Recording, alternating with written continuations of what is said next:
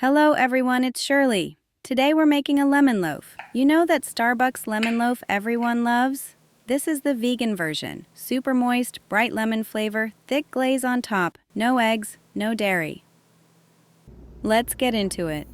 First, combine sugar and lemon zest.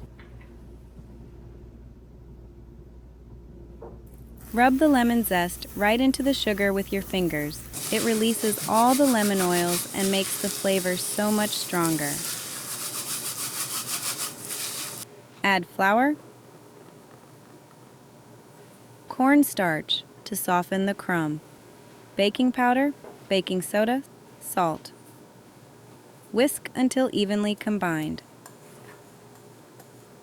Next, add coconut milk. Stir coconut milk well before measuring. Fat separates in the can. Avocado oil or any neutral flavor oil. Lemon juice. Maple syrup. Maple syrup helps the loaf stay moist longer. Vanilla extract.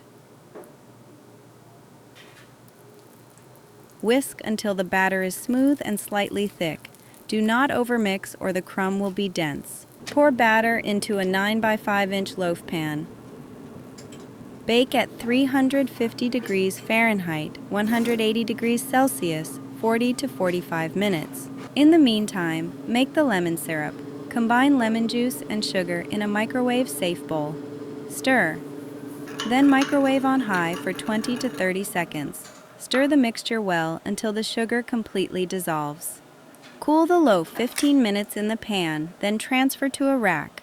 Before brushing the syrup, poke 4 to 5 tiny holes on top of the loaf with a toothpick. It helps the syrup absorb slightly deeper. Brush the syrup while loaf is still warm for extra moisture and lemon flavor. Now the lemon glaze, mixed together. Powdered sugar, lemon juice until thick but pourable.